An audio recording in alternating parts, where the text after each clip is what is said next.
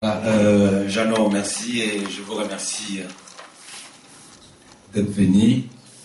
Bon, comme vous le savez, donc, on m'a présenté comme étant le représentant responsable de la MPP. La MPP, c'est la majorité présidentielle populaire, qui est la plateforme de soutien au président élu, M. Etienne Tshisekedi. Et comme je l'avais expliqué dernièrement, la MPP a comme objectif, un des objectifs de la MPP, c'est la défense de la légitimité populaire et la lutte pour la récupération de l'impérium. Alors, sans plus tarder, je voulais dire ceci. C'est vrai que, comme vous avez suivi les documentaires qui viennent de passer, il y a eu des contradictions. Et je pense que certains disent qu'il ne faut pas toucher à l'article 220, donc ne pas réviser la Constitution. D'autres les disent.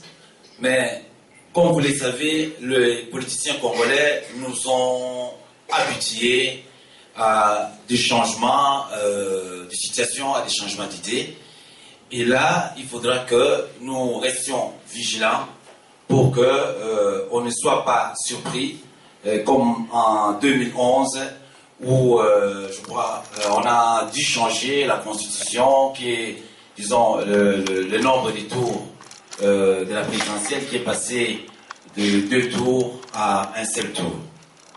Donc, il faudra que nous restions vigilants, il faut que le combat puisse continuer jusqu'à la fin. Parce que jusque-là, moi, je continue, nous continuons, nous, au niveau de la MPP, à rester sceptiques. Ces gens sont capables de tout. Alors, est-ce que, la question dont on nous pose souvent, est-ce que la MPP, donc les différents partis politiques réunis au sein de la MPP, vont-ils, ou la MPP, va-t-elle participer aux élections de 2016 ? D'emblée, je vous dis que les élections de 2016 ne sont pas d'actualité pour nous. Parce que pour le moment, il y a ce que nous appelons, il y a une crise de légitimité qui continue à courir. Et il faudra qu'avant 2016, même une minute avant le 9 décembre 2016, que cette crise de légitimité soit résolue. Et c'est la raison pour laquelle, bien souvent, on nous critique. On nous dit, voilà, nous voulons le dialogue. C'est la raison pour laquelle nous avons adhéré au dialogue que nous n'avons pas demandé. Le dialogue qui a été demandé par la communauté internationale, comme vous le savez, le dialogue qui a été demandé par l'accord cadre d'Addis Abeba et qui a été confirmé par la résolution 2098 du Conseil de sécurité. Et c'est dans ce sens-là que nous appuyons ce dialogue. Et dans ce dialogue que nous appuyons, ce n'est pas pour aller se partager le pouvoir, comme certains risquent de le penser, mais un des points essentiels lors de ces dialogues, c'est les problèmes de la crise de légitimité. Car cette crise de légitimité continue à perdurer jusqu'à aujourd'hui. C'est la raison pour laquelle le Congo est ingouvernable. C'est la raison pour laquelle aujourd'hui, Kabila, qui avait bâti son mandat usurpé, l'actuel mandat sur la paix, le retour de la paix au Congo. Aujourd'hui, comme vous le voyez, les événements contredisent M. Kabila, l'insécurité est croissante. À Beni, vous assistez pratiquement tous les jours à des tueries. Au Katanga, comme je l'avais dit, qui est normalement la province minière, où, avec leur croissance qui vante tant, on aurait pu croire que la sécurité allait régner, mais c'est tout justement au Katanga que nous assistons chaque jour à des créations, à des formations de groupes armés. Donc voilà la raison pour laquelle nous souscrivons, et l'UDPS, qui est l'autorité morale de la MPP, nous souscrivons au dialogue selon les accords cadres d'Addis Abeba. Alors, je dis toujours que la pire des choses qui peut arriver à une famille, c'est la division.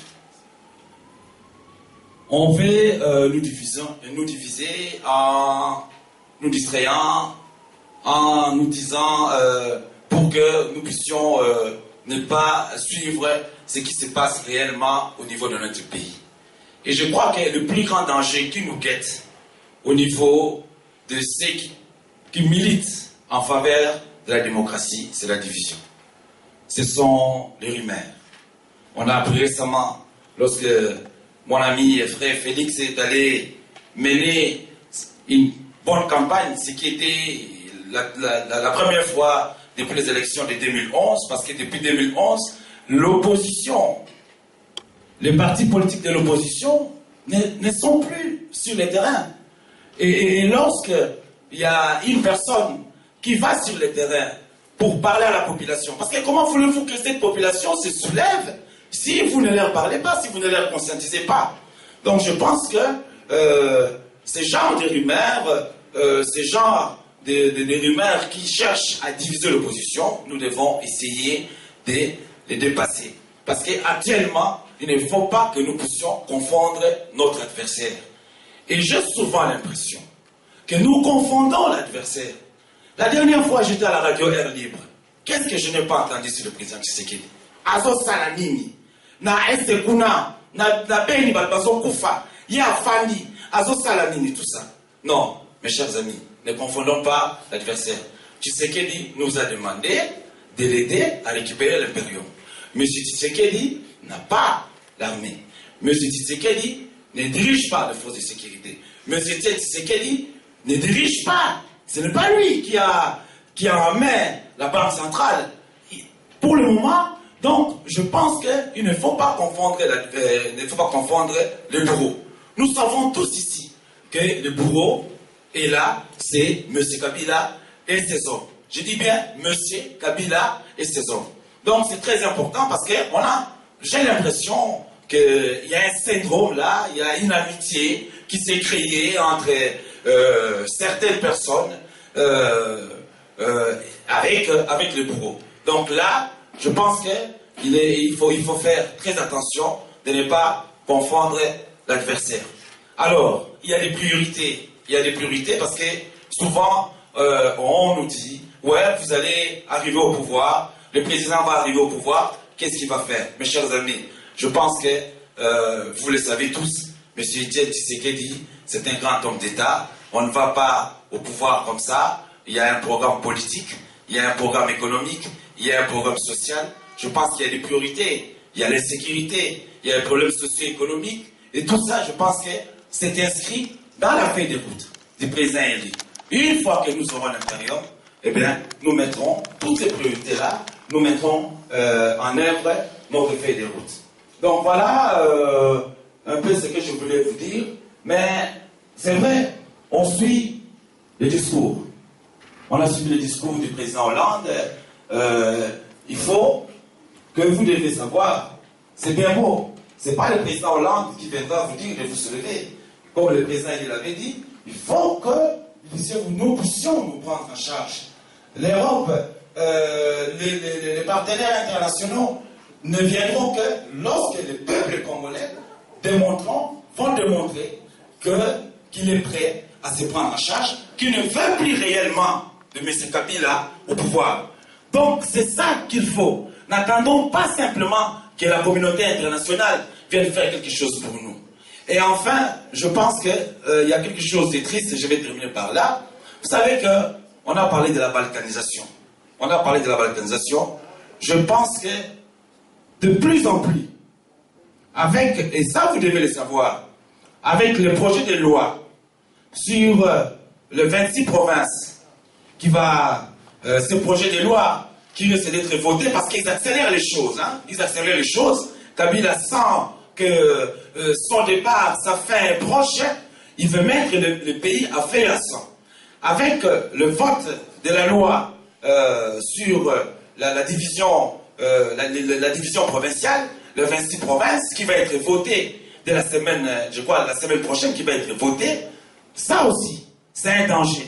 C'est un grand danger qui risque de favoriser la balkanisation. Car vous devez savoir qu'on assure, on est en train de maintenir l'insécurité à l'Est et que la plupart des provinces à l'Est sont de plus en plus liés économiquement avec certains pays qui sont à l'est du Congo, la Tanzanie, le Burundi, le Rwanda, le risque est qu'avec l'insécurité, avec les guerres qui risquent d'arriver, ces provinces-là, demain, peuvent se sentir liées aux pays frontaliers. Donc, je pense qu'il est grand temps, il faut que nous puissions, que vous puissiez mettre cela en tête. Voilà. Donc, je pense que j'ai terminé. Merci de m'avoir écouté. Merci encore une fois. Merci infiniment, Rigobert Kouta. Je rappelle que vous êtes le représentant de la MPP. Sans transition, donc, j'invite Monsieur Babi Panoukouna, combattant bien connu, très engagé, mais également président des forces du combat intelligent. Bonsoir à tous.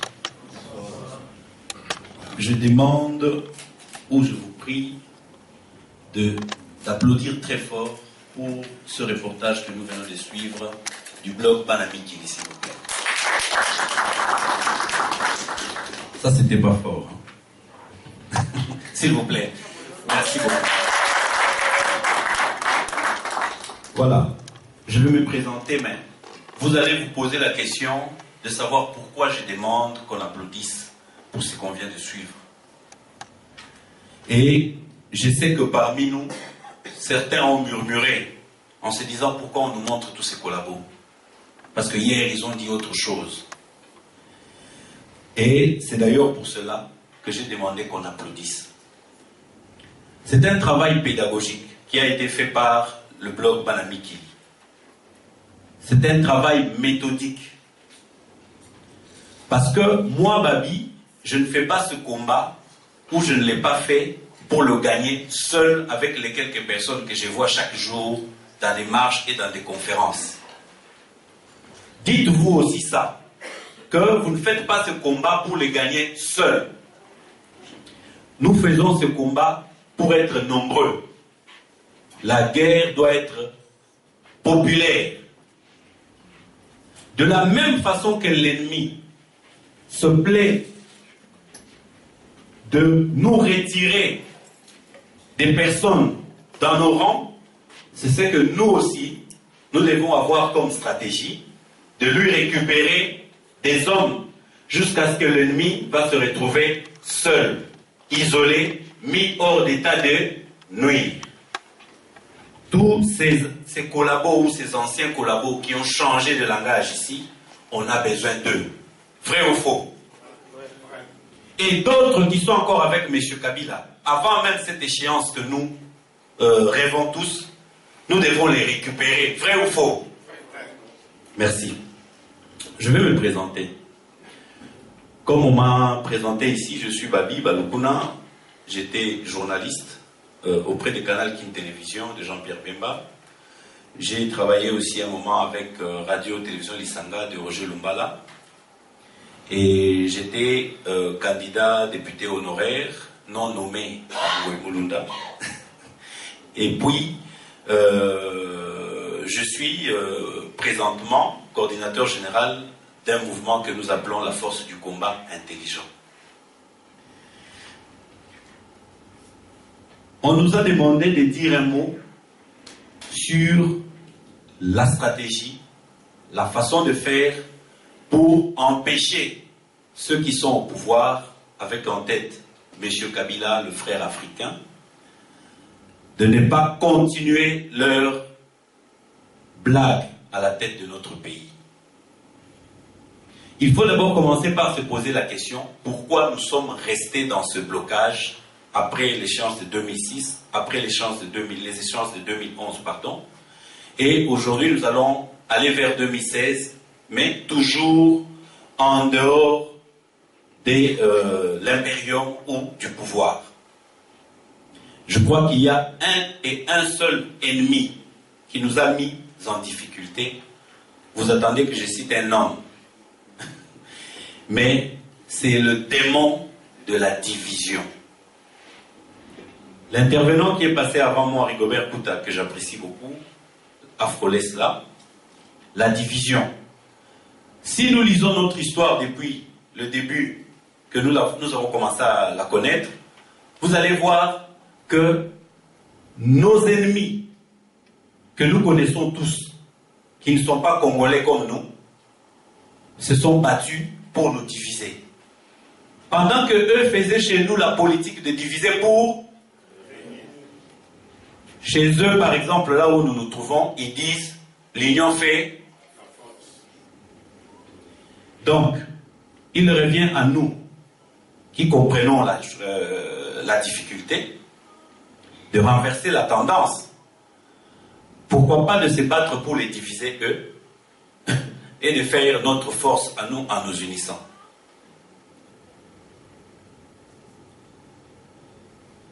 En Belgique, leur histoire ne nous concerne pas. Mais beaucoup plus, rassemblons-nous pour être forts. Ce qui nous a mis en conflit avec même les kabylistes aujourd'hui, c'est le fait même qu'eux, ils ont fait aussi, je parle de la diaspora, c'est le fait qu'ils ont aussi fait cette politique de diviser. Regardez, la Constitution ne permet à personne de discriminer les Congolais. Mais il y a eu de la discrimination dans la loi électorale. À partir même de la loi électorale, depuis 2006, nous de la diaspora, nous avions été exclus. Pour toutes les raisons que nous connaissons, mais nous avions été exclus. La division, l'exclusion. Nous devons nous battre, même au niveau de notre combat, pour changer les choses. Pour changer les choses. Voir qu'est-ce qui nous a divisés avec des frères, avec d'autres mouvements, le plus souvent. Et la réponse, vous allez voir, ça n'a jamais été des raisons liées au vrai combat que nous menons. C'est des raisons des alentours. Ah, mais parce qu'il est lancé. Ah, parce qu'il est clair comme je ne sais quoi. Parce que c'est une femme. Parce que c'est un homme. Parce qu'il est de telle tribu. Parce qu'il habite telle commune. Parce qu'il parle en français, moi je veux le lingala. Parce qu'il est de telle religion. Parce qu'il est... C'est des choses qui en réalité n'ont rien à voir avec le développement que nous recherchons et le changement que nous voulons voir sévir chez nous. C'est pourquoi je propose ceci. Nous, au niveau de la force du combat intelligent, nous évangélisons sur la citoyenneté. Il faut que chaque mouvement, que chaque regroupement fasse ce travail d'éducation, de civisme auprès des cadres et des militants qui croient encore en eux. Parce que sans ce travail-là, nous n'irons nulle part. Regardez comment on lit, je passe rapidement aussi sur l'actualité. Quand on regarde le gouvernement actuel, on s'insurge sur le MLC. Mais qu'est-ce qui se passe là-bas? C'est un secrétaire général du parti qui part. C'est un porte-parole du parti qui part. Ce ne sont pas des simples cadres. Pendant que leur parti place des limites. Il n'y a aucun parti qui est épargné de ça. Même quand nous allons à l'UDPS en 2011, le président dit « Vous ne devez pas aller au Parlement ». Une trentaine de députés sont allés au Parlement. À l'UNC, j'ai appris aussi.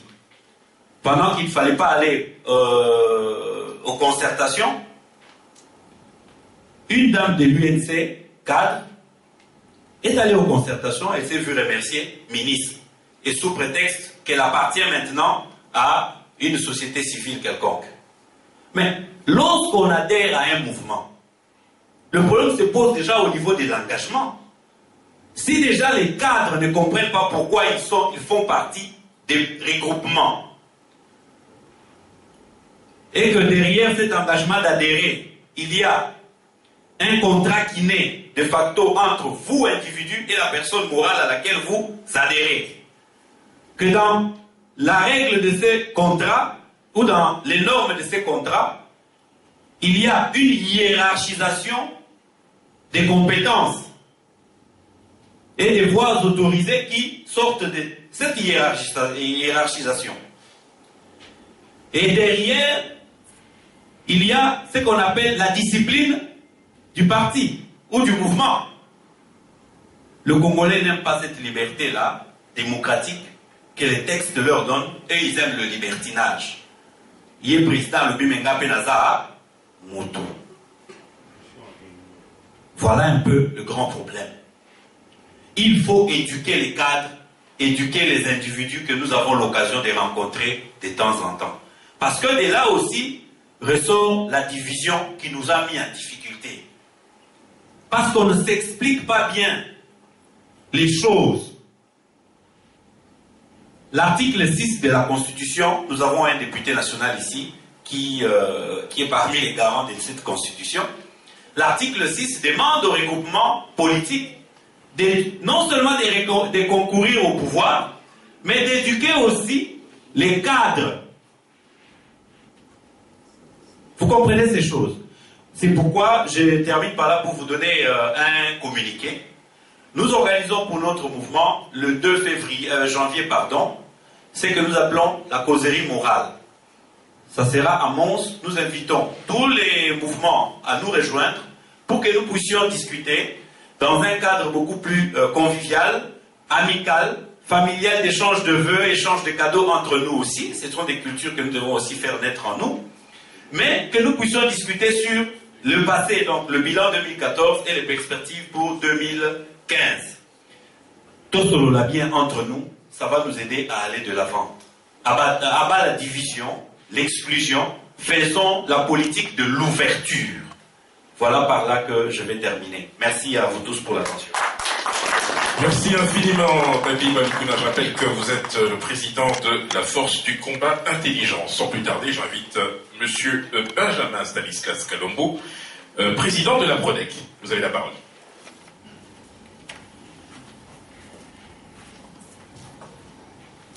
Bonsoir à tout le monde. Bonsoir. Merci aux organisateurs. Sorry pour le petit retard que j'ai eu. Bon, je vais vite aller droit dans le sujet. Je crois que le sujet du jour, c'est la recherche de solutions pour essayer, en tout cas tant soit peu, de barrer la route à Joseph Kabila qui veut se maintenir à tout prix. Enfin, je ne suis pas lui, quelqu'un de son obédience qui pourra le protéger le plus longtemps possible. Donc, je crois que, je ne sais pas si je dois présenter encore mon organisation. C'est la PRODEC à Asbel, c'est l'association pour la promotion de la démocratie et le développement de la République démocratique du Congo. Donc, nous faisons essentiellement donc, nous défendons le droit et les intérêts des Congolais et de la République démocratique du Congo. Donc, on est membre de la de la coalition pour la Cour pénale internationale. Pour ceux qui ont suivi un peu l'actualité, on avait porté plainte le 19 août 2012 contre Kabila, Kagame et Museveni pour tous les crimes qu'ils ont commis à l'est du pays, puisque ce sont eux les supérieurs hiérarchiques de tous ces voyous qui sont à l'est, notamment Kunda et tous les autres qui sont à la CPI pour l'instant, et leurs supérieurs hiérarchiques sont encore en liberté dans les trois pays. Donc ça c'est pour la partie droits de l'homme. En ce qui concerne maintenant la promotion de la démocratie au Congo, nous avons fait le monitoring du processus électoral congolais depuis 2007. Et Dieu seul sait tout ce que nous avons trouvé comme cadavre. Et vous allez être étonnés, c'est essentiellement la communauté internationale qui planifie la fraude électorale au Congo. Et comme vous savez, le Congo n'est pas n'importe quel pays. Donc, vous comprenez bien que Maluma, Lumbo, Mulunda et tous les autres, ce ne sont que des petits hommes de main. Donc, notre recherche essentielle pour comprendre le processus, c'est fondé sur des enquêtes que nous avons menées pendant très longtemps. Et malheureusement, on a fait des appels de fonds qui sont restés lettres mortes. Mais quelques Congolais ont participé quand même, qui ont contribué financièrement à toutes ces années d'enquête et qui nous ont amenés maintenant à agir devant la justice, essentiellement en Belgique, en ce qui concerne le processus congolais. Et j'ai eu du mal à convaincre Étienne Tshisekedi lui-même, et il a donné un mandat au nom de l'association depuis 2012, juin 2012, et chose rare, il nous a même confié son passeport pour montrer que nous sommes dans le sérieux. Et pour preuve, pour l'instant, on a essentiellement accès là. Au fait, c'est très difficile de tout mettre en 5-10 minutes, Donc la faille, il faut comprendre que nous sommes ici à la recherche de la stratégie, hein, pour être simple. La faille du système de la planification de la fraude au Congo, la faille se trouve ici en Belgique. Donc, comme les Congolais ne savent pas agir au Congo, les intervenants internationaux constituent la faille justement du système congolais, non seulement pour le processus électoral, pour tous les systèmes en fait. Même pour le pillage, en ce qui concerne le pillage et tout ça de minerais, toutes ces sociétés ont leur siège ici en Europe, au Canada, aux États-Unis, où ils sont inscrits dans les registres, ils sont vulnérables. Vous n'allez pas chercher loin. On nous a posé la question ici de savoir ce que la diaspora peut faire. Il ne faut pas rester là, croire que, bon, on est là, on fait quoi, on crée une guetta, ça suffit. Non, pas du tout. Vous pouvez pleurer tout ce que vous voulez, mais ces gens-là, ils s'en foutent complètement, parce que ça fonctionne comme ça depuis 1885. Donc, la vulnérabilité de tout le système qui est au Congo, ça se trouve ici. Raison pour laquelle notre association, bon, qui est au fait une ONG, a son siège ici, en Belgique. La Belgique, c'est quoi? C'est une espèce de... non, j'allais dire, c'est une espèce de chape de plomb que la mafia internationale a mis au-dessus du Congo pour le contrôler. Voilà en gros. Maintenant, en ce qui concerne, pour aller vite, en ce qui concerne le processus électoral congolais, donc il faut savoir que la société belge SAZS, c'est elle qui est responsable, en fait, civilement et pénalement responsable de toute la partie technique du processus électoral congolais de 2011. Je m'explique. ZS a obtenu 2 contrats, le contrat d'identification des électeurs et le contrat du nettoyage du fichier électoral. Donc ça veut dire quoi? Ça veut dire dans tout ce que la CNI, la CI déjà de Malo Malo, en 2000, parce que ZS au Congo, il faut le rappeler, depuis 2005, avec les élections de 2006. Donc pour venir tout près, donc, pour les élections de 2011, ZS a obtenu 2 contrats, donc l'identification des électeurs en fournissant les kits biométriques, le fameux kit là où les électeurs ont mis leurs empreintes, et le deuxième contrat qui consistait à nettoyer le fichier électoral. Donc ce qu'on a remarqué, c'était quoi? Non seulement le contrat lui-même, il est complètement, c'est un faux en écriture, le contrat, puisque Malo Malo qui a signé le contrat, la CI, comme vous le savez, n'avait plus mandat pour agir. Donc c'était une institution fictive en 2010. Sa personnalité juridique prenait fin exactement le 3 février 2007 à l'installation du nouveau Parlement. C'est l'article 222, alinéa 2 de la Constitution. Donc, toutes les institutions d'appui à la démocratie devaient être dissoutes de plein droit, mais Malo Malo a continué. Il a signé le fameux contrat avec ZS, donc ce contrat est faux au départ. Donc, ça fait partie des griefs qu'on a contre Malo Malo et tout le système déjà. Donc, ils ont enrôlé les électeurs, ils ont obtenu un chiffre de 32 millions d'électeurs enrôlés. Et ce qu'on a vu, le 3 août, ZS a publié un rapport partiel qui faisait état de 3 500 000 doublons, ça veut dire de faux électeurs. Quand on fait une projection sur les 11 provinces, on trouve un chiffre faramineux de 9 800 000 faux électeurs. Et ces 9 800 000 faux électeurs persistent jusqu'à aujourd'hui. C'est toujours avec le même fichier électoral que quand on organisait les élections au niveau local.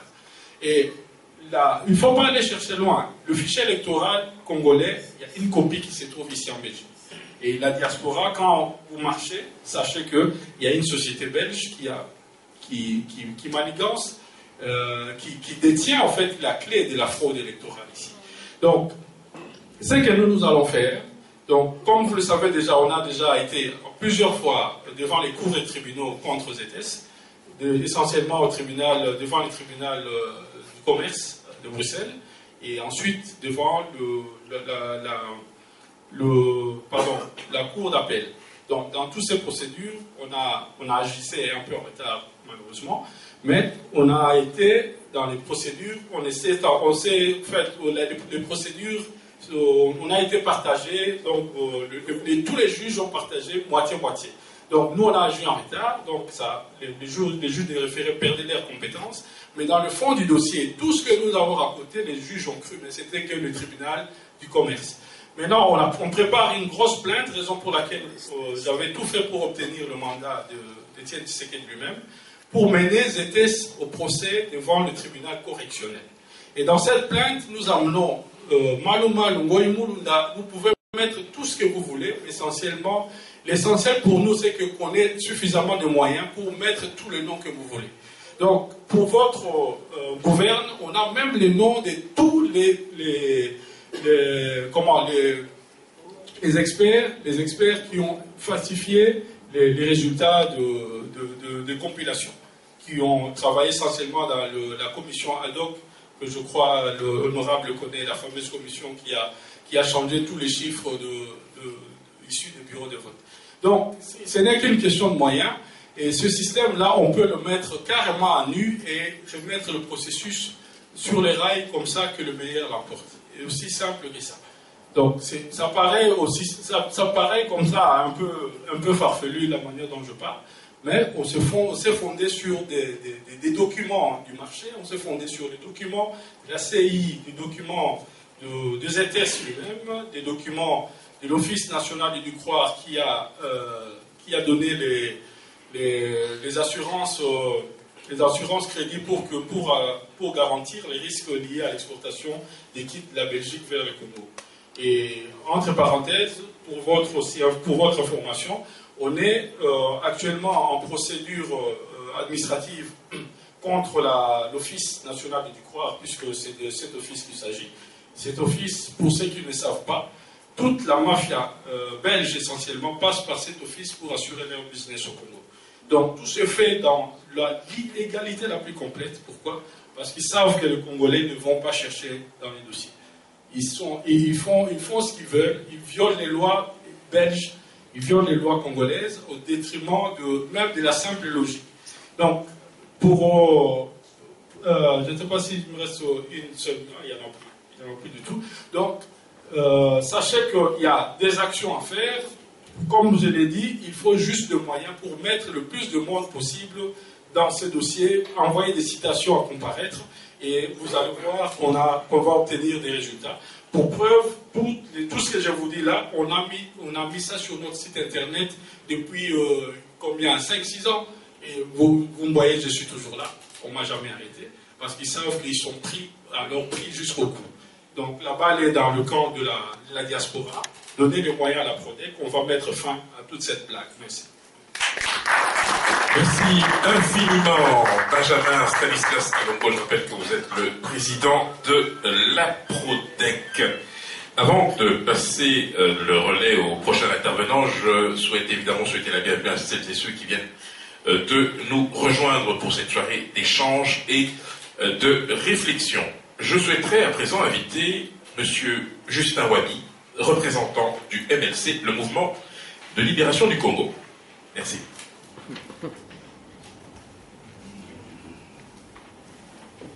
Merci. Mes frères et sœurs, bonsoir. Je suis Justin Wadi Mongo. Je suis membre du MLC et je suis le conseiller juridique de l'MLC extérieur. Pour répondre à la question posée, quels sont les moyens ou bien des techniques, des procédés à entreprendre pour empêcher la prorogation du mandat du président Joseph Kabila? Il est simple. Je crois que la Constitution de la République démocratique du Congo a mis à notre disposition, dans son titre 2,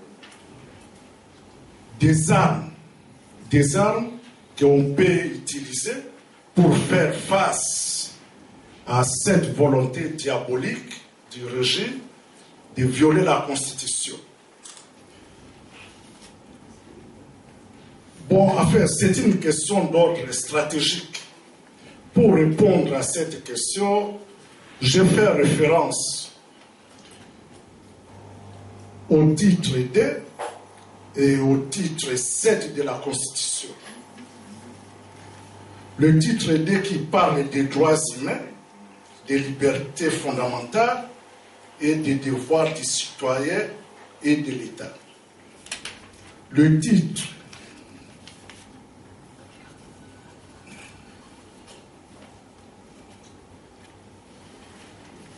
Le titre 7 qui parle de la révision constitutionnelle.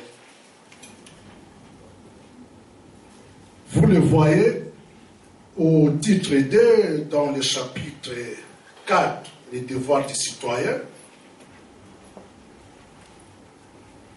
L'article 63 dispose tout Congolais a les droits et les devoirs sacrés de défendre le pays et son intégrité territoriale face à une menace. La tentative de réviser la Constitution, c'est une menace pour le pays. Il faut faire face à cette menace. Comment peut faire-t-on face à cette menace? Nous devons utiliser les armes que la Constitution a mis à notre disposition. En se référant de l'article 64, tout Congolais a le devoir de faire chèque à tout individu ou groupe d'individus qui prend les pouvoirs par la force ou qui exerce en violation des dispositions de la présente Constitution. Déjà, on voit des tentatives émanant de ces régimes qui veulent briguer le 3e mandat. Or, le président de la République, il avait prêté serment sur base de cette Constitution. Il est interdit de faire la révision de la totalité de la Constitution, sous peine d'une fraude à la Constitution. Même dans cette même Constitution, il n'est pas interdit de réviser la Constitution. La Constitution est révisable, certaines dispositions sont révisables. Mais il y a des dispositions verrouillées qui ne sont pas révisables. Là, je fais référence à l'article 220. Ce que je demande au peuple congolais, à la diaspora, d'en faire usage des armes que la Constitution a mis à notre disposition pour barrer la route à toutes ces tentatives de révision des dispositions constitutionnelles. Il y a aussi une responsabilité morale qui incombe aux leaders des partis politiques. Vous le savez que l'écrasante majorité de la population congolaise est moins instruite. Là, on est d'accord. Alors, il faut les encadrer. Cette responsabilité incombe aux leaders des partis et des cadres des partis. Je félicite nos amis qui sont ici de leurs initiatives. C'est la deuxième fois que je me trouve dans cette salle et je vous demande de les multiplier. Alors, c'est la pédagogie, la répétition est la mère des sciences, on va y arriver. Vous voyez aussi que la Constitution nous a assigné une obligation de moyens. Nous devons utiliser, faire usage des moyens que la Constitution a mis à notre place pour contrecarrer toute tentative de révision de notre Constitution. On doit les utiliser. Et nous devons aussi sensibiliser le leader de nos partis politiques et les cadres d'accompagner les militants pour lutter contre cette tentative de modification des dispositions qui ne sont pas prévues, des dispositions intouchables, des dispositions verrouillées. Il y a aussi un problème. Cette responsabilité, bien qu'elle incombe aux leaders des partis politiques et leurs cadres, ça incombe aussi aux chefs religieux. Ils doivent aussi préparer la population, les informer pour mieux être armés pour faire face à toutes ces tentatives. Il y a aussi, enfin je disais, mais cette responsabilité incombe aussi aux chefs des groupes de pression, tels que Bana Congo, les combattants. Eux aussi doivent faire de leur mieux pour préparer ceux qui les encadrent pour barrer la route. C'est un problème de responsabilité. Le cas de Burkina Faso fait jurisprudence. Vous voyez que là, on n'a plus droit à l'erreur. Si je vois les élections de 2011, il y avait des tentatives de barrer la route, mais depuis 2011 jusqu'à ce jour, Je crois que les Congolais sont aguerris, sont bien entraînés, préparés. Quand j'ai vu les manifestations qui se sont déroulées ici, je vois d'ici 2 ans, on sera à mesure à répondre à toute tentative du régime en question pour toucher les dispositions de la Constitution. Il est interdit de les toucher pour permettre l'alternance politique. Ce que j'avais à mettre à la disposition de mes amis. Je vous remercie. Merci infiniment, monsieur Wabi. Vous représentez le mouvement de libération du Congo. Vous avez d'ailleurs été plutôt bref par rapport à ceux qui vous ont précédé. Sans tarder, bien j'appelle monsieur Moto, Michel Moto, secrétaire général adjoint chargé de la communication de l'Union pour la nation congolaise, Fédération Belgique. Je vous en prie.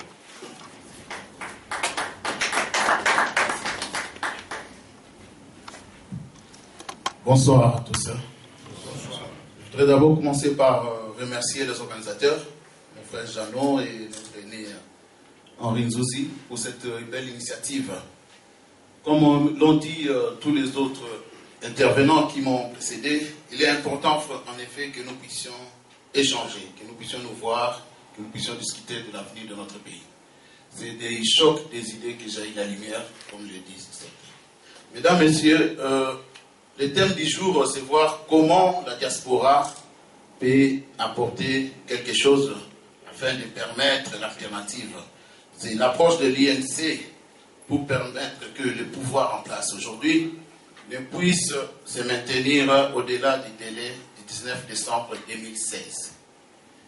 Comme vous le savez tous, l'INC a pris part aux élections avec notre président national, l'honorable Vital Kamerhe, et au lendemain de la proclamation des résultats fabriqués, l'INC a dénoncé cela et nous avons été sanctionnés directement le même jour, le 28 novembre à 21h.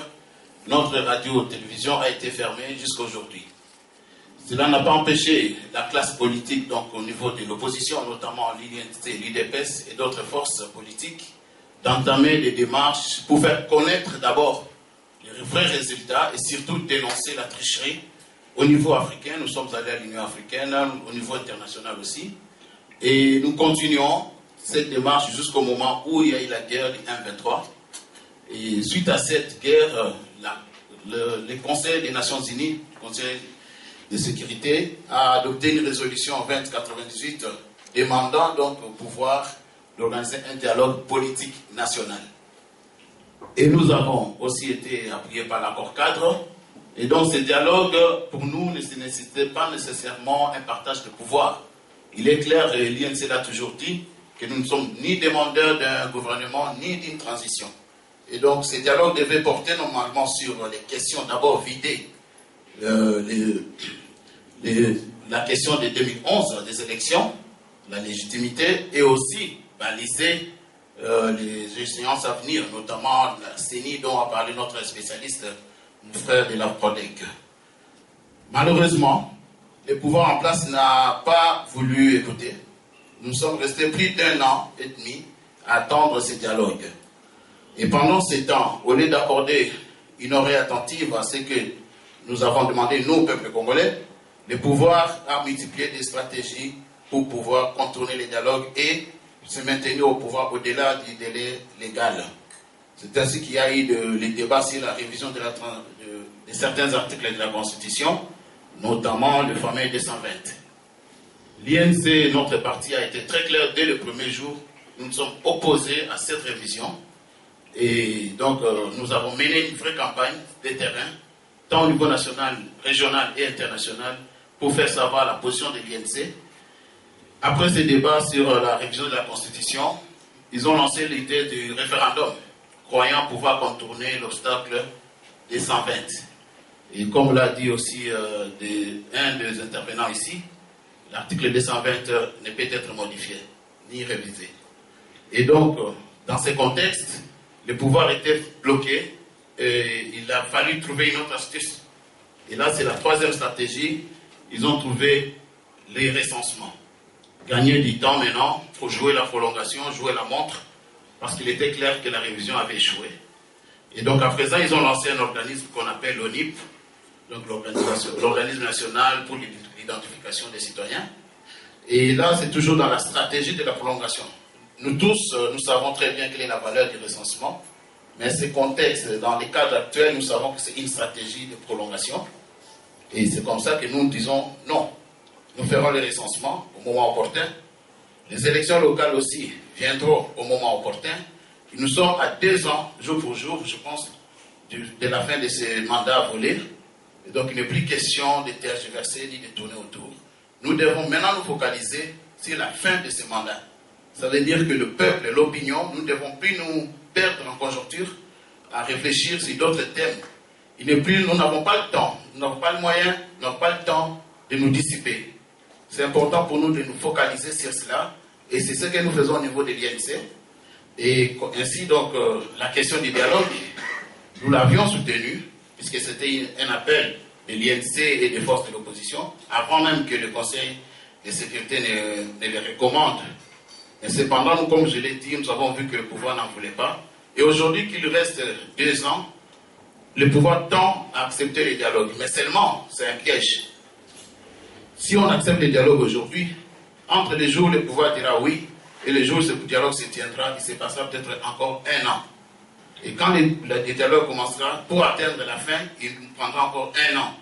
Et le temps de mettre en pratique les résolutions, comme vous l'avez vu, des concertations, jusqu'à aujourd'hui, on vient juste d'appliquer une résolution. C'est le gouvernement de majorité élargie qui est sorti. Il y a une centaine de résolutions. Donc pour nous, à l'INC, nous disons désormais non au dialogue. Nous disons que le peuple maintenant va prendre la Constitution et appliquer la loi. La loi dit que c'est 2 mandats, un mandat renouvelable 1 fois. Et à partir de ce moment-là, nous n'avons plus d'autres discussions. Il s'agit pour nous tous de lire la loi et de l'appliquer comme de bons citoyens. Et donc, pour ce qui est des stratégies, bon, je pense que la première chose, c'est de renforcer notre unité, malgré la diversité. Parce que c'est important qu'il y ait la diversité. Parmi nous, il y a des gens qui sont des radicaux, il y a des gens qui sont des modérés, il y a des gens qui sont plus intellectuels, il y a des gens qui sont plus pratiques. Voilà, tout cela, c'est ce qui fait le Congo. Et c'est tout cela qui va faire notre force. Et donc, nous saluons vraiment cette initiative. Nous avons des stratégies, des idées. Mais la première et vraiment la chose la plus importante, c'est que nous devons multiplier ce genre de rencontres. Nous devons prendre part aux actions et aux initiatives des amis. Aujourd'hui, c'est Jeannot Kabouya qui a pu organiser cette activité.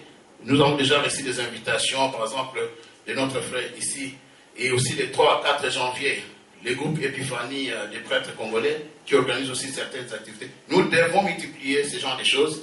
Et à côté de ça, parce que ça c'est au niveau local, je dirais, entre nous, mais nous devons aussi avoir une certaine organisation au niveau extérieur, jouer du lobbying, aller voir les responsables de ce pays où nous vivons, voir au niveau de l'Union européenne, et aussi maintenir la pression de la rue, c'est très important. Et voilà donc un peu le message que j'avais à vous dire, et vraiment je vous remercie encore de votre présence.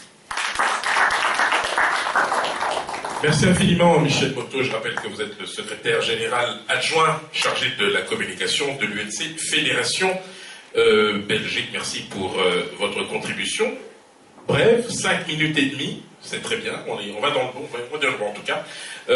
À présent, je voudrais appeler le représentant de l'UDPS, M. Jean-Marie Moukaya, qui nous fait l'honneur de venir partager ce soir sa vision. Je vous en prie.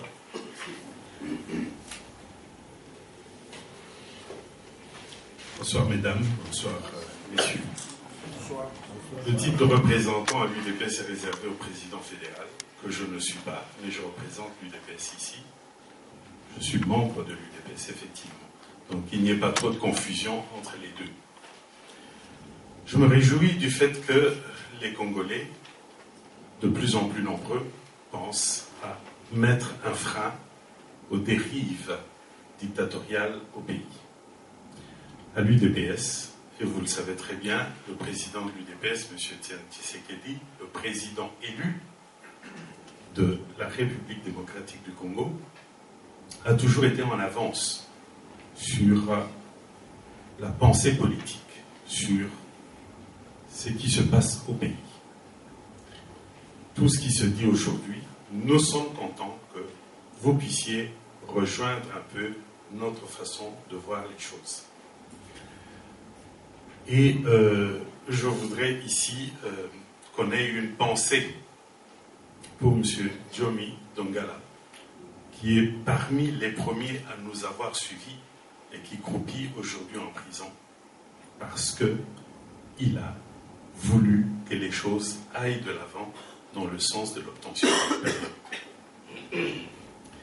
Chers amis, moi je ne vais pas aller expliquer les stratégies et autres que nous devons utiliser, parce qu'à l'UDPS, nous voyons venir les gens après nous. Se mettre à faire le donneur de leçons n'est pas toujours bien reçu.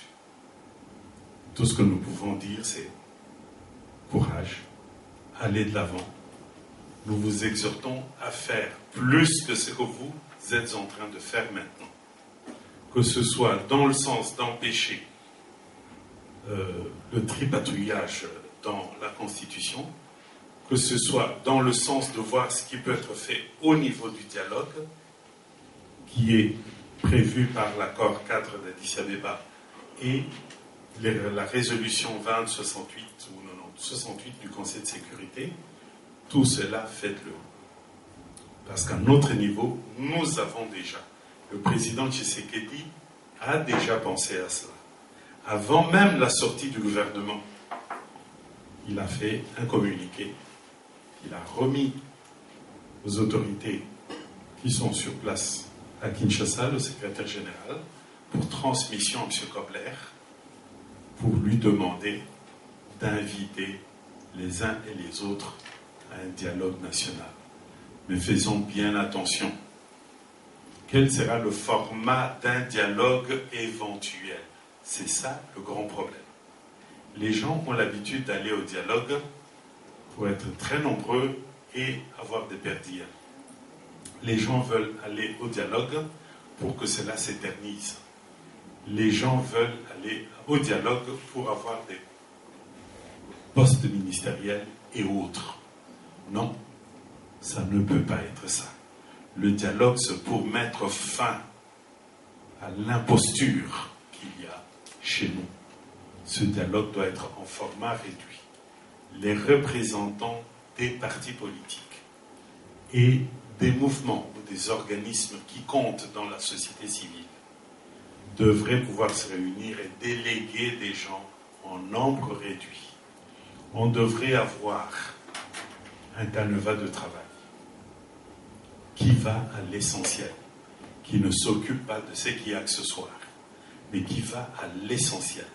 Lorsqu'on a résolu l'essentiel, et alors on peut organiser des élections dans un délai raisonnable et de manière démocratique. Le président Tshisekedi a l'habitude de parler d'un état de droit et d'un état démocratique. Parce que les deux notions vont de pair. Quand vous avez un état de droit, oui, c'est la légalité. Et quand vous avez un état démocratique, c'est aussi l'écoute du peuple. Il y a en ce moment un imposteur à la tête du pays. Il y a en ce moment un groupe de gens qui veut continuer dans l'illégalité et la fraude. Il faut vraiment que les Congolais se mettent debout et qu'ils voient ce qu'il y a d'essentiel à faire pour y mettre fin. Quant à la diversité d'opinions, elle est même enrichissante. La diversité d'opinions, la diversité de points de vue ne veut pas dire la guerre des clans. Non. Quand on a des opinions diverses, c'est pour construire, c'est pour examiner ce qu'il y a de mieux dans les différentes options que les gens présentent pour construire, pour faire mieux. Donc, je termine en disant, nous sommes contents que les gens nous suivent.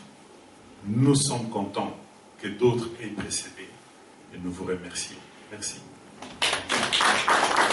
Merci infiniment, M. Jean-Marie Moukania. Je vais préciser que vous étiez donc le délégué de l'UDPS ce soir parmi nous et vous représentiez l'UDPS ce soir parmi nous.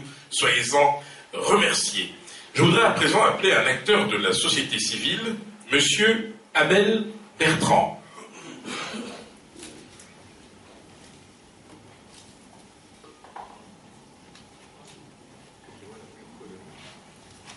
Monsieur Abel Bertrand est-il là?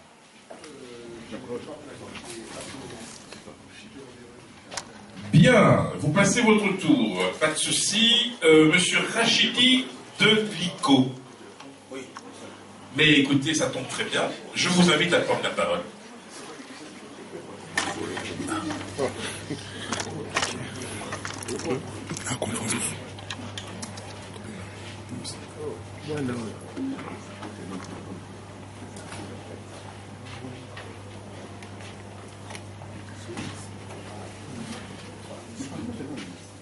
Bonsoir.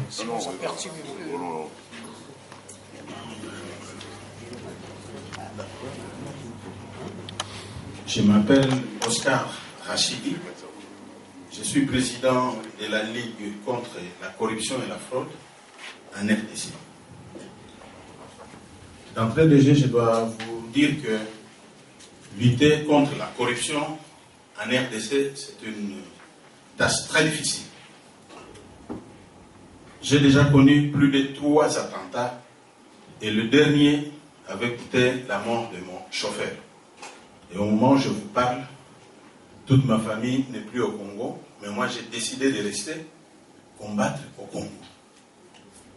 J'ai été parmi les tout premiers à pouvoir dénoncer la révision de la Constitution. Si vous avez suivi le 16 mai 2013 sur les antennes de la Radio France Internationale, c'est moi, Oscar Rachidi, qui avait dénoncé le fait que le pouvoir en place envisageait déjà comment réviser la Constitution pour que cette équipe puisse se maintenir au pouvoir. Sur RFI, j'avais dénoncé ça et ça m'avait coûté trop de problèmes. Et j'étais obligé de fuir d'abord au Congo. Pendant plus de 6 mois, j'étais ici. Et après, j'étais décidé de rentrer, continuer à combattre là-bas. Après ça, on avait créé une plateforme qui s'appelle Bonne Gouvernance. Et nous avions eu comme tâche refuser la révision de la Constitution, organiser des manifestations, des conférences de presse au niveau du Katanga, à Kinshasa, Bas Congo, Bandundu et récemment en Afrique du Sud. Et c'est alors que le bâtonnier Jean-Claude Mouyambo, lui en tant que leader d'un parti politique, nous avait appelé pour qu'on puisse travailler ensemble dans une plateforme que lui-même pourra vous annoncer ici. Et c'est ça le travail que nous sommes en train de faire. Mais je dois vous dire ici que le travail de la diaspora et des Congolais qui sont au pays, en tout cas, nous devons tous nous souder pour que cette révision ne puisse pas passer. Et non seulement la révision, mais aussi la prolongation. Parce qu'ils ont déjà vu que réviser, ça pose déjà problème. Alors ils sont en train de s'imaginer comment prolonger en passant par le recensement. Parce que vous savez que le Congo c'est un grand pays où il n'y a pas de routes. Non seulement des routes, ils vont retarder en disant qu'il n'y a pas l'argent.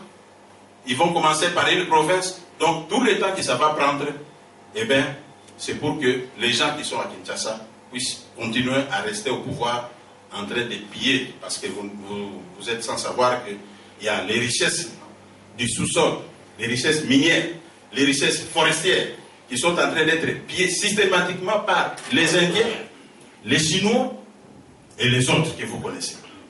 Mais notre travail est celui de dénoncer. Et nous dénonçons malgré les risques, malgré tout ce que nous connaissons comme problème, mais le travail est en train de se faire au niveau du Congo et à l'extérieur. À l'extérieur, notamment, nous avions été dernièrement en Afrique du Sud, nous avons les images. On va remettre ces cassettes auprès de l'organisateur.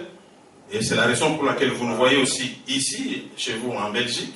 On était en France pour sensibiliser tous les Congolais que l'équipe qui est à Kinshasa puisse partir, puisse respecter les textes qui sont en vigueur, c'est-à-dire la loi. Nous avons voté cette constitution au niveau du référendum. Aujourd'hui, commence à avancer des raisons pour dire que non, c'est une constitution des belligérants.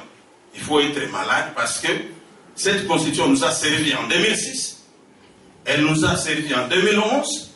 Là, il n'y avait pas de raison d'avancer, que non, c'était une constitution de belligérants. Lorsqu'ils voient que leur mandat est terminé, maintenant, ils commencent à avancer des raisons fallacieuses pour dire que non, c'est une constitution de belligérants. Il est temps maintenant qu'on puisse mettre en place une constitution congolaise. Ça, c'est un bouc émissaire. Et nous disons non. Nous le disons à Kinshasa, pas ailleurs, à Kinshasa et à travers le pays. Je crois que le bâtonnier est là, il va parler et il vous annoncera la plateforme qui est déjà en vigueur. Cette plateforme va regrouper et les Congolais qui sont au pays et aussi les Congolais qui sont à l'extérieur. Parce que le travail que vous faites ici, c'est un grand travail que nous d'abord, nous vous félicitons pour ce travail parce que ça a amené quelque chose de très important qui a fait changer certaines décisions qui étaient prises au niveau du pays. Voilà, madame, messieurs, chers frères congolais, surtout combattants, le travail que vous faites, vous devez continuer à le faire parce que c'est pour notre intérêt, c'est pour l'intérêt du pays, c'est pour l'intérêt de la nation. Et donc, messieurs, nous vous remercions et nous restons à votre disposition. S'il y a des questions éventuellement à poser, nous sommes là pour répondre. Merci. Merci infiniment, M. Rachidi Deliko. Je rappelle que vous êtes acteur de la société civile. Merci d'avoir partagé vos impressions. Nous aurons l'occasion de revenir à vous avec la séance des questions et réponses. Merci beaucoup. À présent, eh bien, j'ai le grand plaisir d'inviter l'honorable Emery Okonji, député national, à prendre la parole.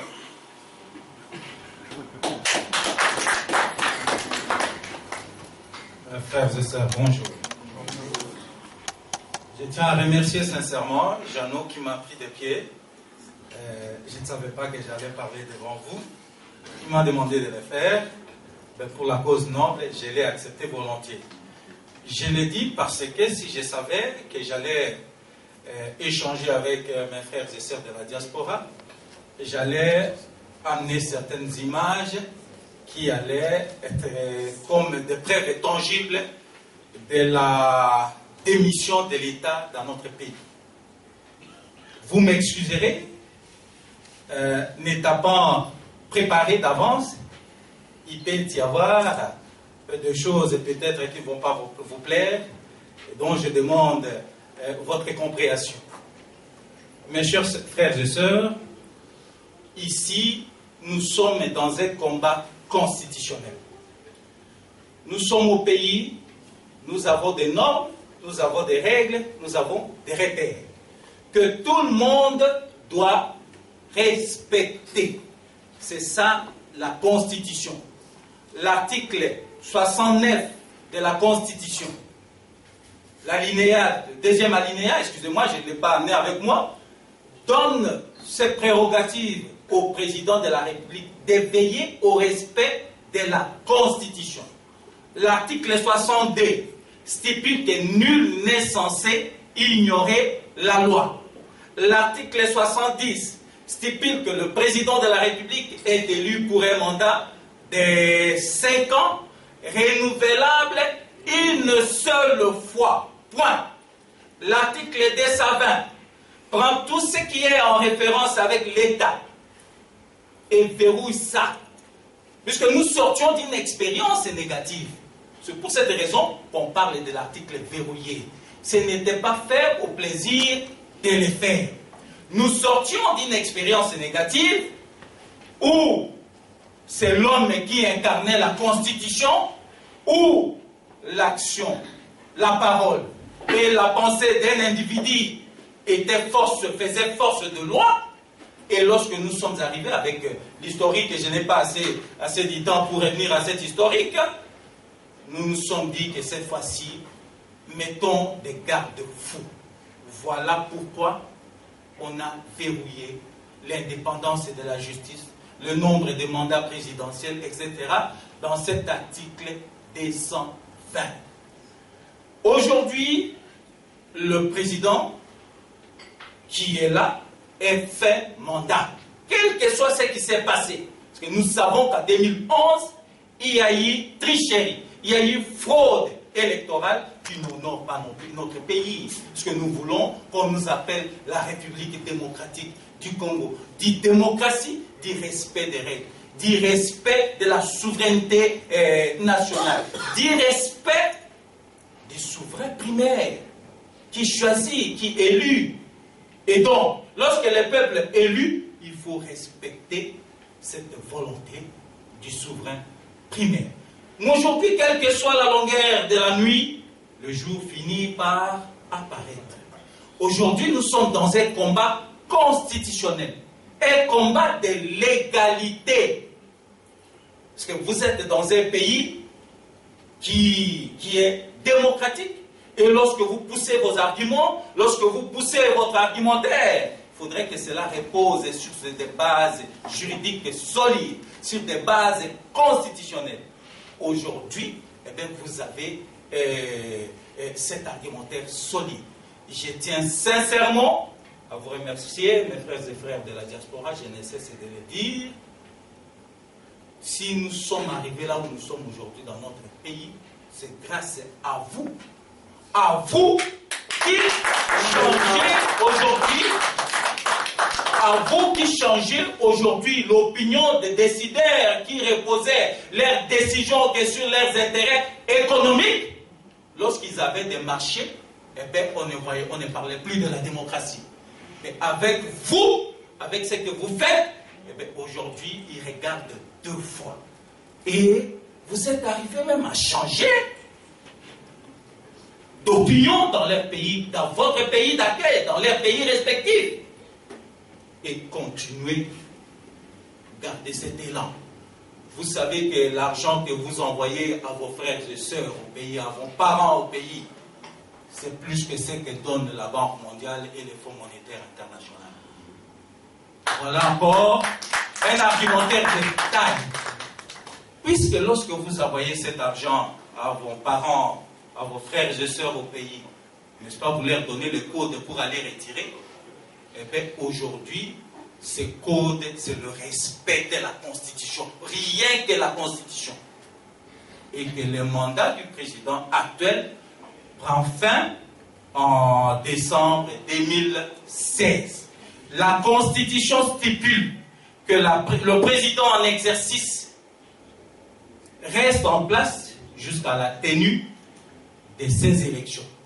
Mais la même Constitution, elle est précise. Elle dit, vous devez tenir ces élections 90 jours avant l'expiration du mandat du président en exercice. Et donc, c'est pourquoi je vous dis qu'aujourd'hui, nous sommes dans un combat, vous et nous, dans un combat noble. Le combat que ceux qui nous donnent des leçons de démocratie aiment. C'est-à-dire le combat de la légalité, le combat de la légitimité. Et l'article 64 vous dit, lorsqu'il y a quelqu'un qui exerce ses pouvoirs en violation de la présente Constitution, eh bien vous et moi, vous Congolais, tout Congolais, a le pouvoir, l'article 64, de faire échec à tout individu ou groupe d'individus qui prend le pouvoir par la force ou qui l'exerce en violation de la présente Constitution. Et bien voilà, un combat noble que nos amis ici aiment.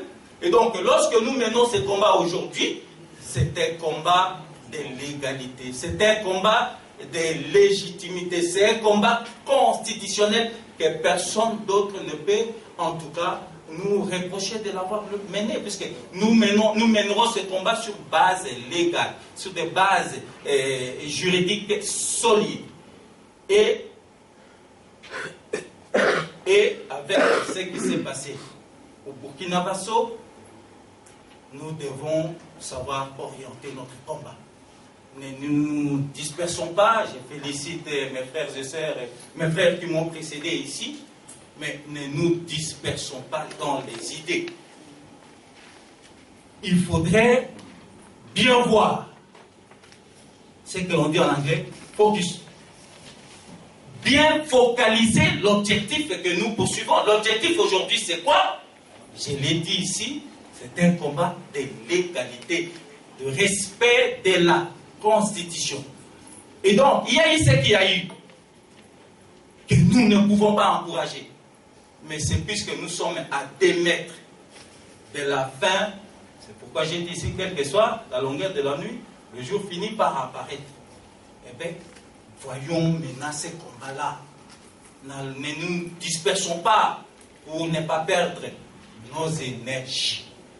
Et donc, aujourd'hui, le combat devient un combat constitutionnel, puisque aucun pays au monde, aucun pays, surtout les pays de vieille démocratie, ne peut accepter que la loi fondamentale soit violée. Il n'y a pas de raison. Quels que soient les marchés qui sont acquis, quels que soient les intérêts, aucun pays aujourd'hui ne peut vivre en autarcie. En plus forte raison, la République démocratique du Congo, nous ne pouvons pas vivre en autarcie. Nous sommes un pays qui se veut démocratique, nous sommes un pays ouvert au monde entier.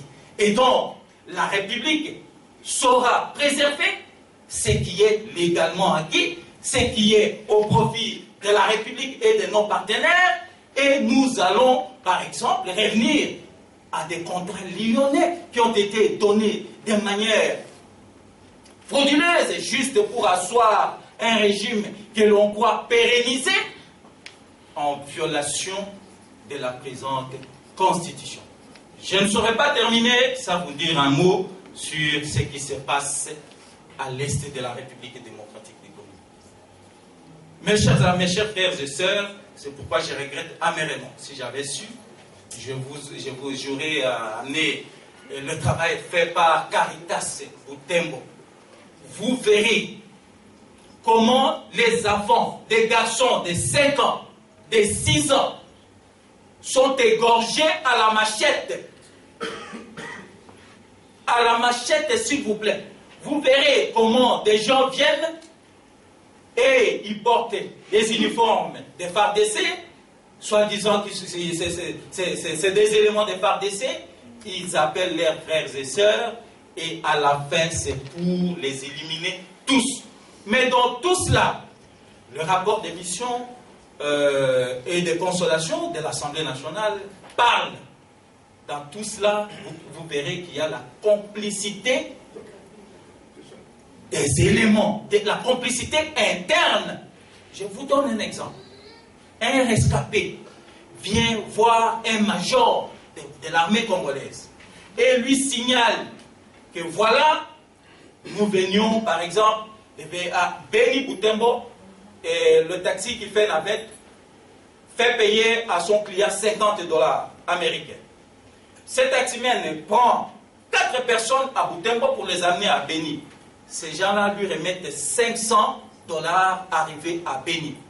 Au cours de tout au long de leur voyage, ils parlaient à Kinyarwanda. C'est un témoignage connu de tout le monde. Alors, la personne va signaler au service de la mer que voilà, j'ai pris des gens de Butembo qui, au lieu de me payer $50, ils m'ont payé $500 et ils parlaient Kinyarwanda. Le service ne fait rien. Un major de l'armée, on vient les signaler qu'il y a des gens qui sont entrés et qu'on peut aller vous le montrer. Il chasse d'abord le rescapé, il menace tous ces éléments, il les arrache même des chargeurs. Ça veut dire quoi? Ça veut dire qu'il y a la complicité interne. On nous parle des ADF Nalou, mais à mon avis, je crois que c'est le combat qu'on nous menait aux alentours de Goma, qu'on a transformé à cet holocauste. C'est l'holocauste à Beni. Et donc, devant cette faillite de l'État, devant cette complicité, le salut, c'est le respect de la Constitution. Il faut qu'il y ait alternance dans notre pays. Et vous êtes capable d'imposer cette alternance puisque vous menez un combat maintenant constitutionnel, un combat qui repose sur des bases juridiques solides que personne ne peut vous reprocher. Voilà mes frères et sœurs, je suis à votre disposition compte tenu du temps qui m'est alloué pour répondre à vos préoccupations. Je vous remercie. Merci infiniment, honorable. Merci d'avoir surtout pris un peu de temps pour votre séjour ici. Vous venez de Kinshasa. Merci d'avoir vraiment accepté de venir ici pour partager ce témoignage poignant et vos observations. Mesdames et messieurs, nous arrivons au terme des différentes interventions, j'ai le grand plaisir à présent d'inviter le dernier orateur, puisqu'il s'agit de l'honorable Jean-Claude Moyambo, bâtonnier et ministre honoraire, qui nous fait l'honneur d'être présent ce soir ici. Honorable, je vous cède la parole. Merci.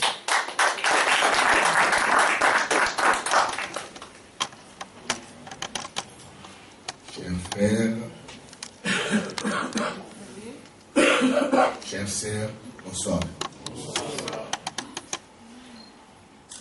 Je m'excuse tout d'abord d'être venu en retard. C'est puisque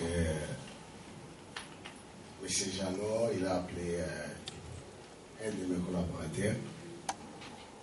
Je me trouvais en Allemagne. Et quand il m'a dit que je devais m'entretenir avec vous, je lui ai dit que je devais tout faire pour être là. Et franchement, j'ai fourni beaucoup d'efforts pour être là.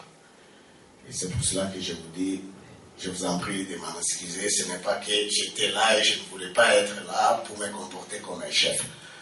Pour ça, veuillez m'en excuser.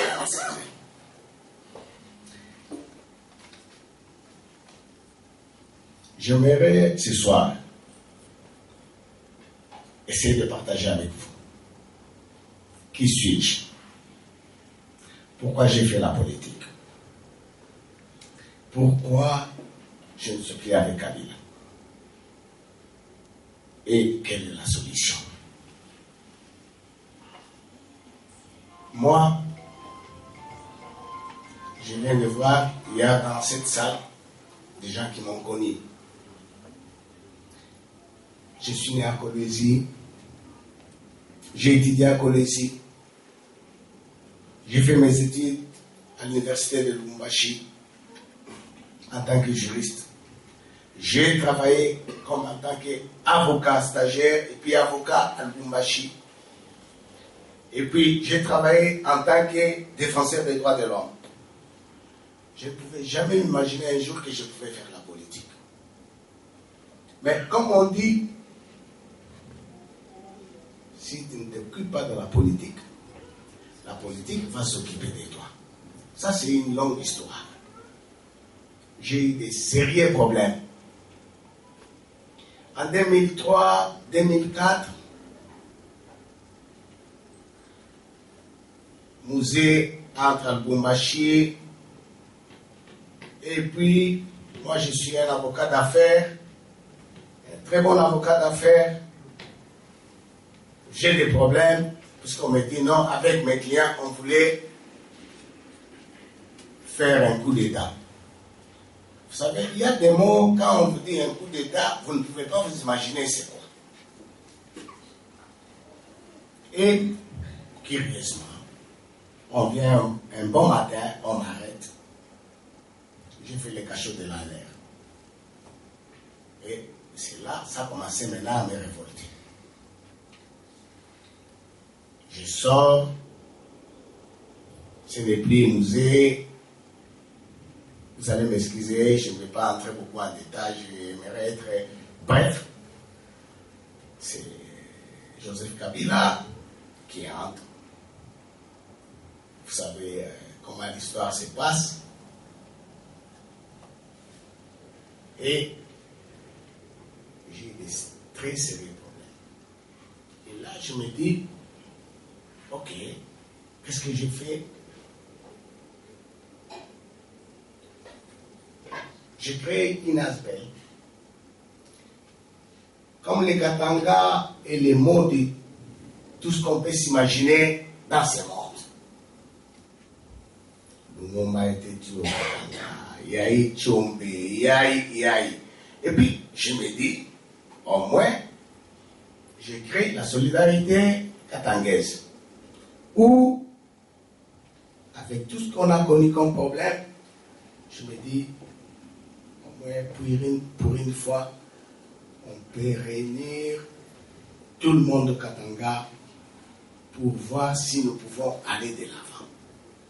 Et c'est comme ça que j'ai créé la solidarité katangaise. Effectivement, mes chers sœurs et frères, ça marche.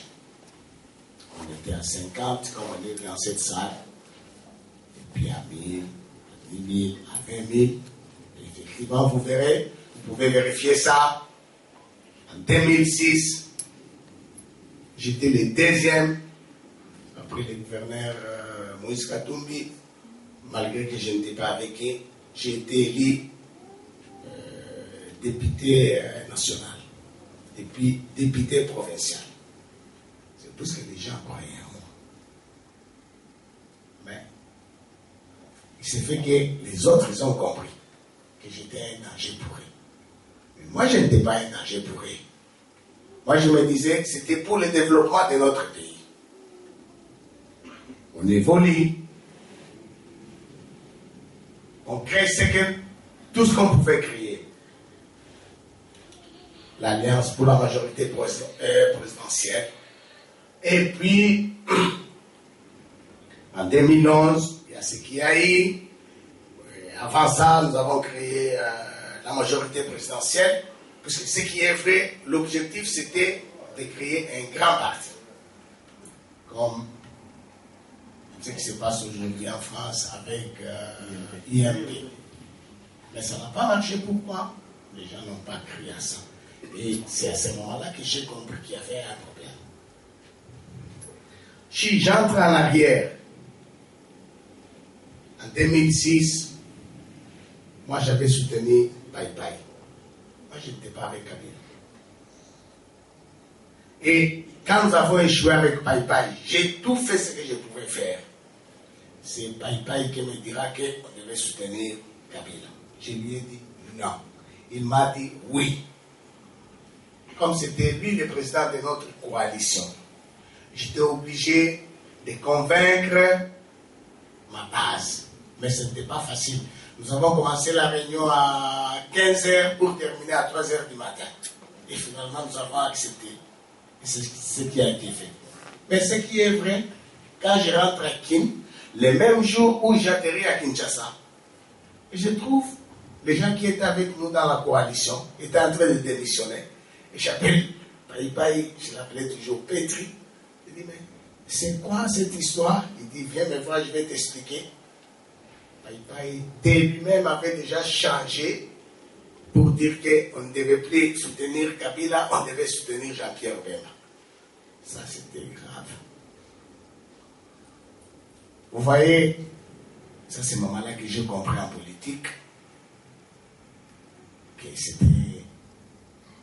c'était pas facile. Et je lui ai dit non. Je ne pouvais pas être comme un mouton que tu pouvais me traîner à gauche ou à droite. Ce n'est pas ça notre préoccupation pour ce soir. Effectivement, je m'engage dans la majorité, alliance de la majorité présidentielle. Et en 2011, nous avons tout fait, nous avons fait passer encore Kabila aux élections.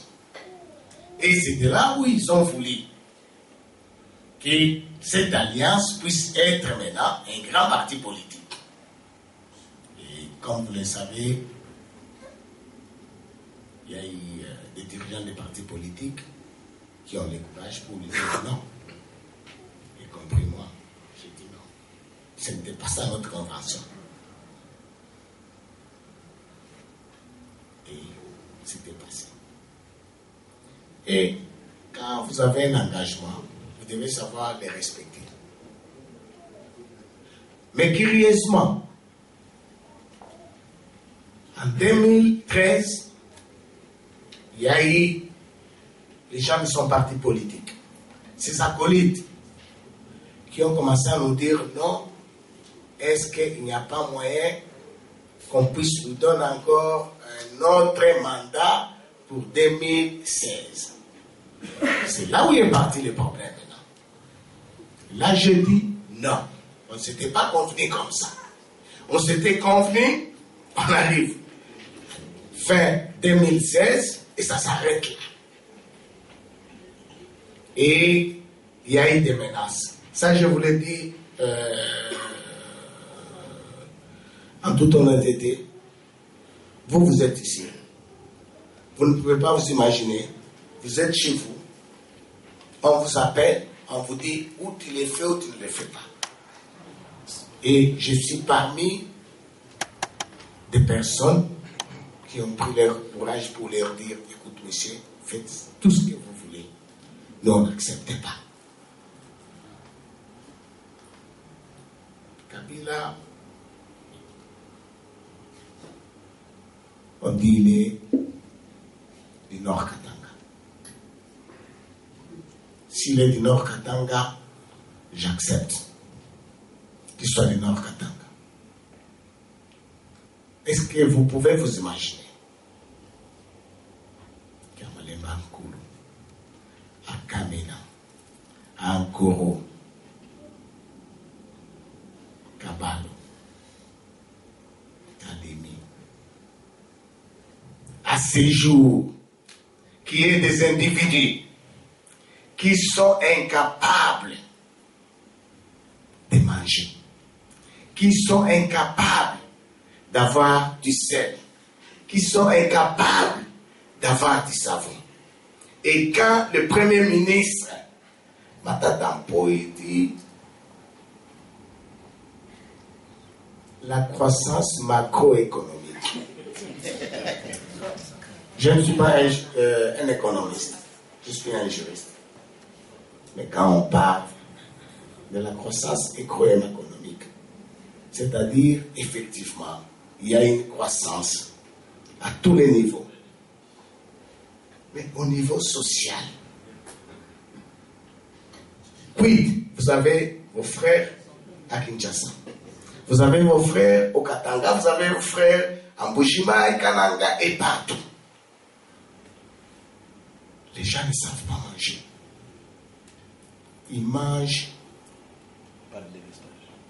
C'est le mot que j'ai compris, par délestage. Manger par délestage, c'est-à-dire quoi? Papa mange à midi avec un enfant.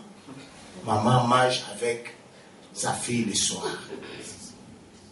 Où est la croissance macroéconomique? On se moque de qui? Est-ce qu'on trouve ça normal? Et pourquoi M. Kabila, quand on a fait la concertation, il y a de cela une année, pourquoi il n'avait pas fait sortir son gouvernement? Pourquoi? C'est-à-dire, il a compris, il faut faire souffrir les Congolais pour qu'ils puissent s'agenouiller devant lui. Et c'est ce qu'il a fait. C'est comme ça que vous comprenez dans des partis politiques. Je n'ai pas besoin de citer. On vient une année après, on vous affame, et puis on vient, on vous prend, et puis on vous dit, ok, vous voulez entrer dans le gouvernement? Oui, ici, nous sommes prêts. Frères et sœurs, est-ce que c'est comme ça que nous devons continuer? Moi-même, est-ce que je n'ai pas été sollicité? Point d'interrogation. Ce n'est pas notre débat d'aujourd'hui. Mais ce que je voulais vous dire ce soir, nous devons savoir résister. Nous devons savoir lutter. C'est ce qui est important. Et nous l'avons fait. Vous savez,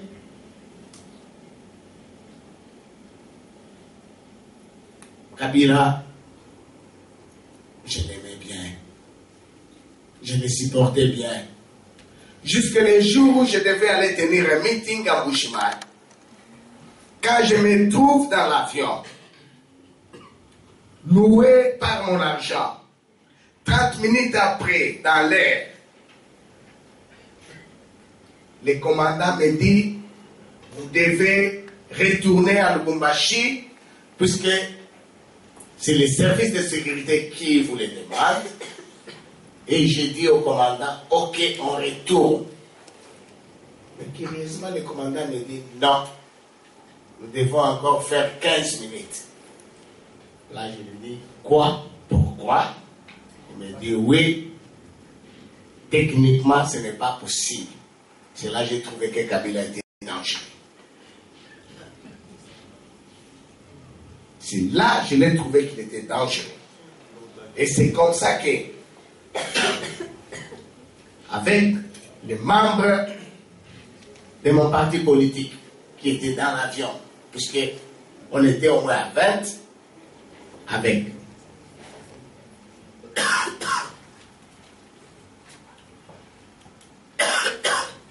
4 membres d'équipage, je trouvais que ça ne servait à rien de travailler avec un gars comme ça.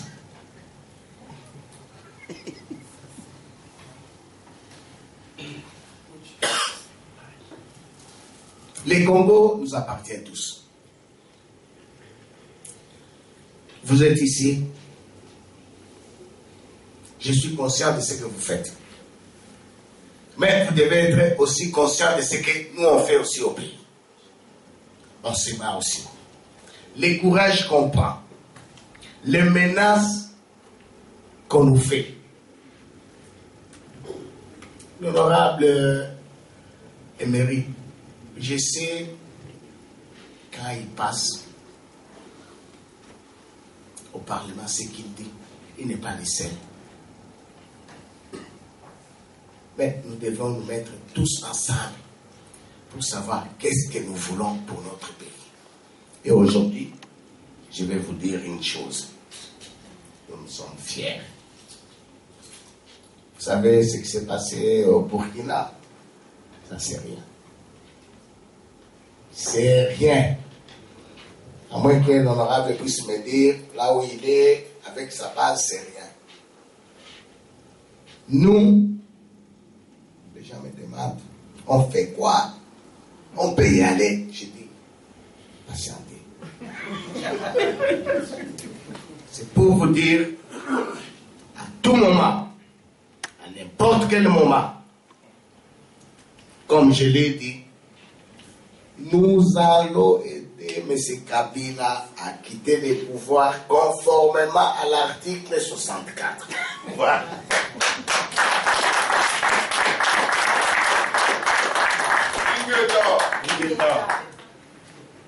Alors, c'est à vous aussi de nous dire de quelle manière vous réfléchissez aussi pour qu'on puisse ensemble voir comment nous allons faire. Le reste, bon, on verra qui est notre candidat, qui nous voulons soutenir, ça c'est autre chose. Mais notre objectif, nous devons être comme les Américains. Quand on attaque l'Amérique, on se met tout d'abord ensemble. On met l'ennemi dehors. Et après, le reste, on va ensemble. Mais pourquoi nous, on ne veut pas comprendre ça? C'est ça ma préoccupation. Nous devons nous mettre tous ensemble. Quel est notre objectif aujourd'hui? Notre objectif aujourd'hui, c'est Kabila. Il doit respecter la Constitution. Kabila doit respecter la Renaissance. Kabila doit, avec Malou Malou, nous donner un calendrier électoral global. Kabila ne doit pas nous distraire, avec l'Office national d'identification de la population. Voilà, c'est ça notre préoccupation. Là où on se met d'accord tout d'abord, moi je pense que c'est ça notre dénominateur commun, à moins que l'honorable puisse me dire le contraire. On se met tout d'abord d'accord sur ça. C'est ça notre dénominateur commun. Et puis, tout est Libanda. Et puis le reste, on se dit, ok, Tolinginan. Et on décide d'une manière démocratique, Tolingi, oyo. C'est comme ça. On ne doit pas être distrait. Nous devons éviter ça. Et c'est ce que je vous demande. Vous comprenez? Et après, vous êtes ici. Dans la poche nanga, Peromoko. Ce soir, on est à 100, je ne sais pas combien. On a plus de 100 euros. Encore, dans 2 semaines, on se retrouve tout. Les ambons bébés. C'est comme ça que nous devons réfléchir. Les restes, ça va venir. Ce n'est pas que quand on regarde la tête de quelqu'un, oh celui-là. Non, nous devons réfléchir comment nous devons combattre le mal. Je pense. Je vais terminer. On est presque tous de la même génération. Moi, je ne pouvais jamais m'imaginer dans ma vie que je pouvais faire la politique. Mais aujourd'hui, j'ai fait la politique. Et on me dit, non, on va te faire ça. Je dis, je m'en fous, vous n'allez rien me faire. Le Congo nous appartient.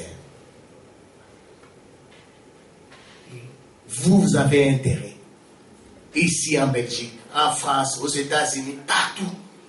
Mais vous êtes des élites. Vous êtes ce que je ne sais pas comment vous qualifier. Mais votre place est où? C'est au pays, c'est au Congo. On n'a pas besoin d'avoir des Libanais, on n'a pas besoin d'avoir des Indiens. Mais venez, nous devons construire ensemble notre pays. Et pour construire notre pays, il n'y a qu'une seule chose. Des gens, il n'y a pas drame comme Kabila, Tev Sabango, Bokindera Pembe. Moi, je pense que c'est ce qui est essentiel. Et tout ce Kamopoulou, Bozala, un cercle à réflexion où vous réfléchissez, vous dites qu'est-ce que nous allons faire. Vous voulez faire quoi? Vous savez, quand Jeannot m'a appelé,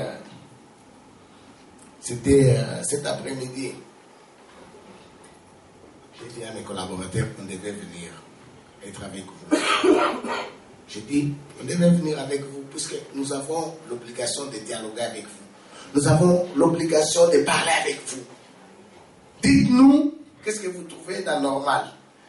Même peut-être ceux qui sont là-dedans, même dans la majorité, ils savent pourquoi ils font ce qu'ils sont en train de faire. Même de là, peut-être qu'il est inconscient, il sait pourquoi il fait ce qu'il est en train de faire. Moi, je le comprends.